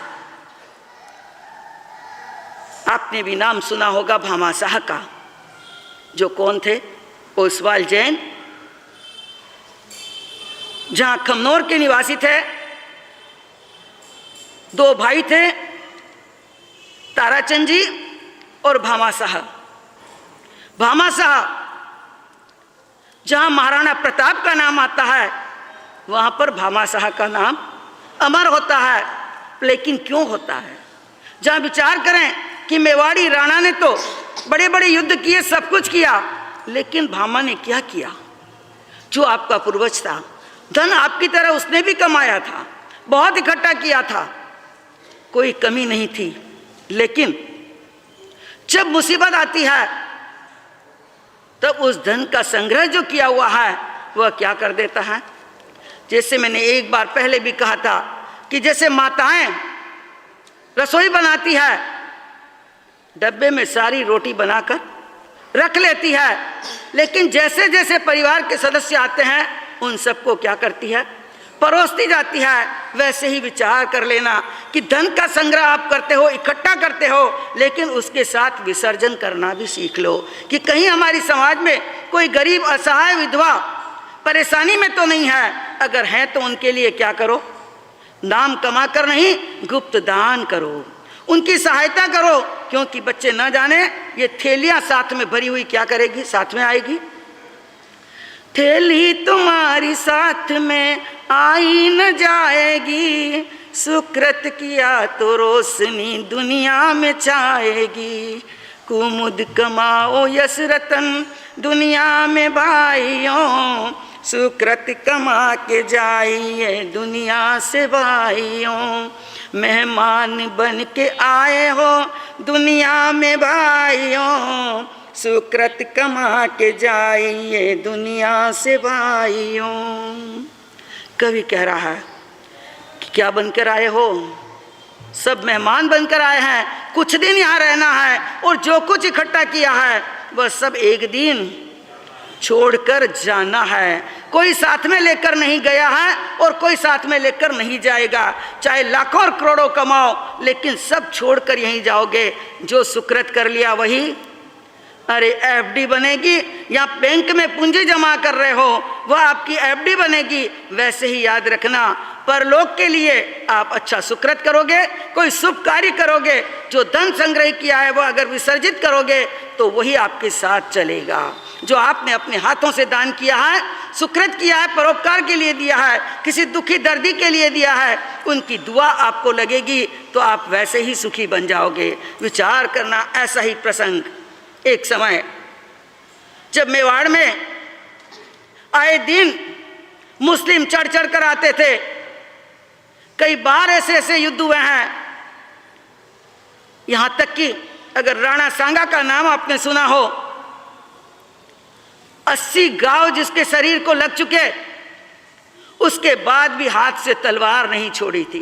विचार करना, एक सुई चुभ जाए, एक कांटा चुभ जाए, तब भी शरीर असह्य वेदना अनुभव करता है। और राणा सांगा ने जब 80 घाव हो गए युद्ध में, उसके बाद भी हाथ से तलवार नहीं छोड़ी, शत्रु के साथ युद्ध करते रहे। हम विचार करें, ऐसे उस खानदान के ऐसे पूर्वज हमारे हुए हैं। ऐसे ही महाराणा प्रताप, उनका पोता, जब आए दिन युद्ध करता था, एक समय ऐसा आया कि राणा सोचता है मेरे पास कुछ नहीं बचा है, मेरा पूरा राज्य वैभव, राज्य कोष खाली हो गया है मेवाड़ का, अब मैं युद्ध करूं तो किससे करूं, क्योंकि सेना को खिलाने के लिए सब कुछ चाहिए, अन्न चाहिए, शस्त्र चाहिए, रखने के लिए सब कुछ चाहिए। अब मेरे पास कुछ नहीं बचा है, अब हे मातृभूमि मेवाड़, अब मैं तेरी रक्षा नहीं कर सकता। यह सोचकर वहां से बाहर निकल जाते हैं, अपने राज्य महलों को ठुकरा कर। जब अब बाहर निकले और जंगलों में जाकर डेरा डाला, ऐसे समय में स्थिति यहां तक हो गई कि जिसको खाने को 2 चून रोटी नहीं। और कौन थे? मेवाड़ के महाराणा। आज भी उनके जब आप महल देखो, पर्यटक स्थलों में देखने के लिए अंग्रेज लोग दौड़ दौड़ कर आते हैं, प्रतिदिन की वहाँ भीड़ रहती है उन महलों को देखने के लिए। लेकिन उन्हीं महलों में रहने वाला वो महाराणा प्रताप अपनी प्रजा की रक्षा के लिए, जब पास में धन नहीं, कुछ नहीं, तो निकल पड़ा जंगलों में जाकर। जब उनका बच्चा नन्ना मुन्ना अमर सिंह जिसका नाम, जिनको खाने के लिए रोटी नहीं, भूख भूख कर रहा है, महाराणा प्रताप की पत्नी रानी घास के बीज इकट्ठे करती है जंगल से और उन घास के बीजों की रोटी बनाकर बालक को खिलाती है। विचार करना, गेहूं नहीं, मक्का नहीं, ज्वार नहीं, बाजरी नहीं, घास के बीज, और उनको पीसकर उनकी रोटी बनाई और बच्चे को देती है। बच्चा सोचता है आधी अभी खा लूं और आधी शाम को खाऊंगा या कल खाऊंगा। छिपाने के लिए बर्तन नहीं, कोई साधन नहीं, जमीन में खड्डा खोदा और घास के बीच में लपेटकर वो आधी रोटी क्या की, आधी खाई और आधी खड्डे में छिपा दी। जैसे ही वो छिपाकर बालक इधर से वहां खिसका, एक जंगली बिलाव आया और आकर वह रोटी निकालकर लेकर भाग गया। जैसे ही उस अमर कुमार राजकुमार ने देखा, चर करुण चीख निकल पड़ी, हाय मेरी रोटी, हाय मेरी रोटी। वह बिलाव लेकर भाग गया। यह करुण क्रंदन, ये आवाज जब अपने राजकुमार की सुनी, महाराणा प्रताप का दिल दहल गया। अरे गासरी रोटी जद वन बिलावड़ो ले भाग्यो, नान्यो सो अमर्यो चीख पड़ियो, राणारो सोयो दुख जाग्यो। हूँ लड़ियो गणो हूँ सयो गणो, मैं वाड़ी मान बचावण ने, मैं पाछ नहीं राखी रण में, बेरियारो खून बहावण ने। पण आज बिलख तो देखूं जद राजकुंवर ने रोटी नी, तो शास्त्र धर्म ने भूलूं हिंदवाणी चोटी ने। विचार करता है, आज जो महलों में 56 भोग भी बिना मनुहार नहीं करते थे, जहां सोने की थाली नीलम के बाजोट पर बड़ी मुश्किल से खाना खाते थे मनुहार करा करा कर, आज वे बच्चे एक घास की रोटी के लिए तड़प रहा है, तरस रहा है। इसको सुनकर माँ, एक बाप का दिल क्या हो गया, पिघल गया। मैं क्षत्रिय धर्म को भूल रहा हूं आज। और अकबर को संदेश भी भेज दिया था कि मैं तुम्हें क्या मान लूं, मालिक मान लेता हूं, मैं सम्राट मान लेता हूं, लेकिन वो बात थोड़ी लंबी चौड़ी है कि वापस कहीं से समाचार आए कि ये सोच नहीं सकते हैं कि मेवाड़ का महाराणा कभी गलत बात सोच ले, कि कभी हार स्वीकार कर ले। लेकिन निकल पड़े राणा जंगलों में। जब निकले, ये बात किसको पता लगी? अरे भामाशाह, जो आपका पूर्वज है, जो एक जैन जाति का व्यक्ति है, जो एक ओसवाल, एक भोपाल है, एक लक्ष्मीपति है, और महाराणा प्रताप का मंत्री है। कौन है? मंत्री है। विचार किया, आहा मेरे महाराणा अगर इस देश को छोड़कर चले जाते हैं तो इस देश का क्या हाल होगा? मेरा मेवाड़ अनाथ हो जाएगा, मेरा देश, मेरी समाज, मेरी माँ और बहनों का क्या हाल होगा? दौड़ता हुआ घोड़े पर सवार होकर अपने बेटे को साथ लेकर उसी जंगल की ओर दौड़ता है घोड़ा लेकर, और देखता है कहां कहां तक पहुंचे हैं महाराणा प्रताप। उनका पीछा किया और जाकर जैसे ही देखा घोड़े की चाप आगे आगे बढ़ रही है, नीला घोड़ा रासवार माणा, मेवाड़ी सरदार राणा, सुनता ही जाए जो जी। आवाज लगाई, महाराणा महाराणा ठहरो ठहरो ठहरो, मैं आ गया हूं। महाराणा ने आवाज सुनी, पीछे देखा, कौन आया है? एक लंबी धोली सफेद दाढ़ी वाला मेरा मंत्री आ रहा है। महाराणा रुक गए और बोलते हैं, मैं क्या करूंगा, कैसे? मेरे पास राजकोष खत्म हो गया है, मैं उसकी रक्षा अब नहीं कर पाता हूं। तो मेरे रहते अगर मैं अपने देश की रक्षा नहीं करूं तो मेरा रहना और नहीं रहना बराबर है। इसीलिए मैं अपनी मातृभूमि को छोड़कर चला जा रहा हूं। काश हम भी सोचें, देश के प्रति इतना प्रेम, हमारा अपनी समाज, अपने परिवार के प्रति कितना प्रेम है। हम अपनी समाज के लिए कितना करते हैं, अपने लिए करते हैं, अपने पेट के लिए, अपने परिवार के लिए फिर भी कर सकते हैं, लेकिन समाज के लिए क्या करते हैं? वहाँ महाराणा प्रताप जो आपका पूर्वज है, उसने समाज के लिए नहीं, पूरे देश के लिए सोचा। और कहता है, अब कहाँ चले परदेश, छोड़ निज देश, ओ प्रिय महाराणा, इतना तो हमें बताना। अब कहाँ चले परदेश, छोड़ निज देश, ओ प्रिय महाराणा, इतना तो हमें बताना। हे महाराणा, आप कहाँ जा रहे हो? इन माँ बहनों की जब मुस्लिम आएंगे चढ़कर, कौन इनके सील धर्म की रक्षा करेगा? कौन इन्हें बचाएगा? इस देश की रक्षा कौन करेगा? कौन मर्दाना है? आपकी विदा कोई नहीं कर सकता है। मंत्रीश्वर, राज्य कोष खाली हो चुका है, अब कोई साधन नहीं है मेरे को उन्हें बचाने के लिए, इसीलिए मैं मातृभूमि को अंतिम नमस्कार करके विदा ले रहा हूं। महाराणा को कहते हैं, वो एक ओसवाल वंशज, एक ऐसा व्यक्ति कि जिसने मेवाड़ देश की शान रखी, आन रखी, बान रखी, जहां महाराणा प्रताप के साथ जब जब महाराणा प्रताप का नाम आता है, भामा का नाम आता है, कि मेवाड़ देश को रखने वाला कौन बचाया था? वह भामा बचा। उस भामा ने रक्षा की है। उसी समय कहता है, आप ये क्या कर रहे हो? जब हमारे देश के अंदर ये लोग चढ़कर आएंगे उस समय रक्षा कौन करेगा? वह कहता है, नहीं है भाई पैसा, मैं आपको बता रहा हूँ, राज्य कोष पूरा खाली हो गया है।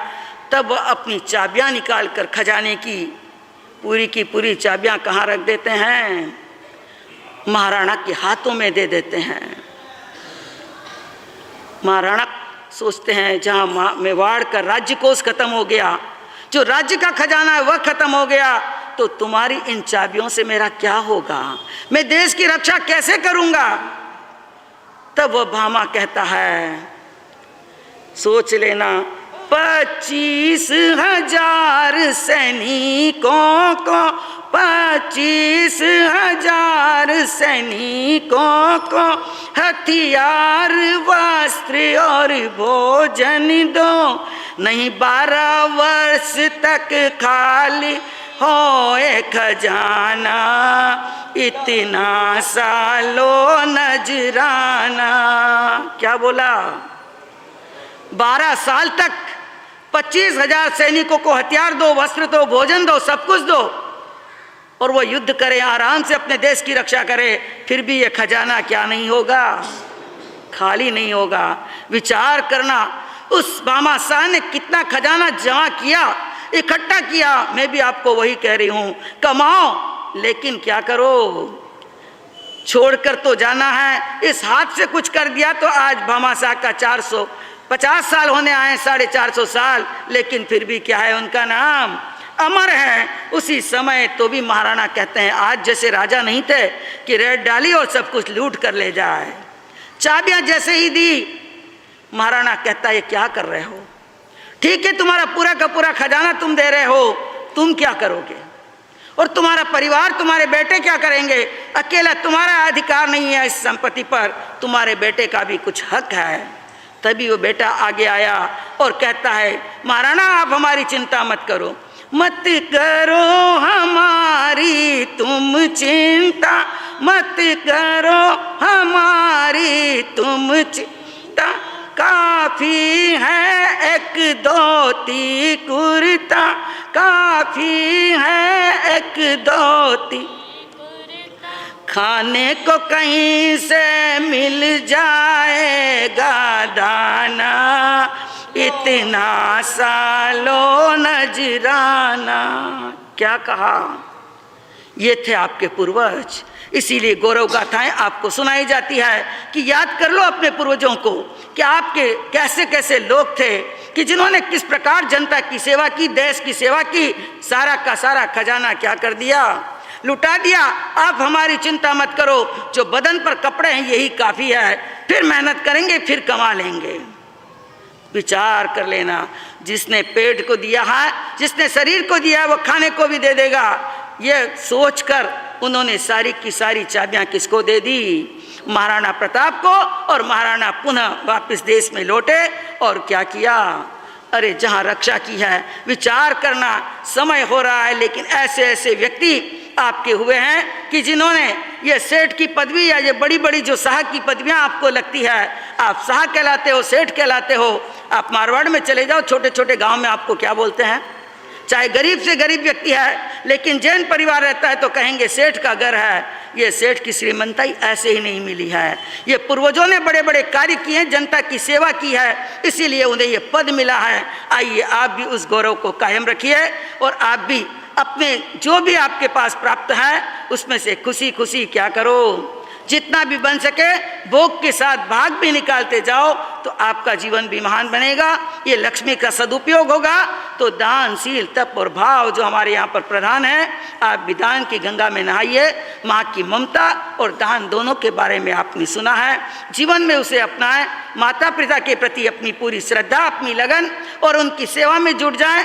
नवग्रहों की शांति अपने आप हो जाएगी, फिर कहीं मंदिर मस्जिद धोखने की जरूरत नहीं होगी। माँ बाप का आशीर्वाद ले लो, उनकी ध्यान रख लो और अपने समाज की जो गरीब माँ बहनें या जो भी परिवार है उनके प्रति भी अपने उज्जवल भाव रखो।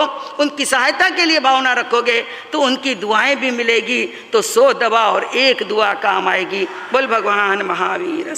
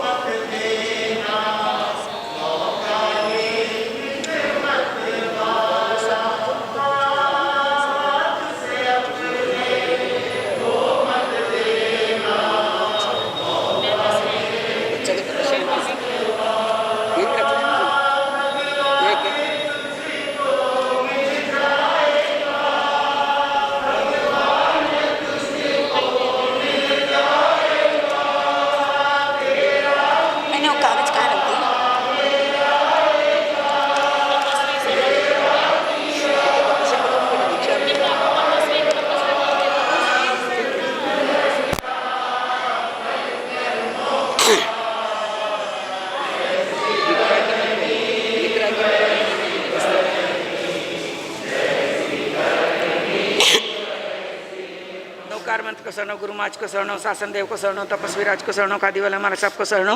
अष्टम प्राणम कायम संवंत्रा भगनम संसरा गानम मैत्रा गानम। दिन का तिव्या रात का चौरब के 10 भक्त मिले ने 12 भक्त का पचकान।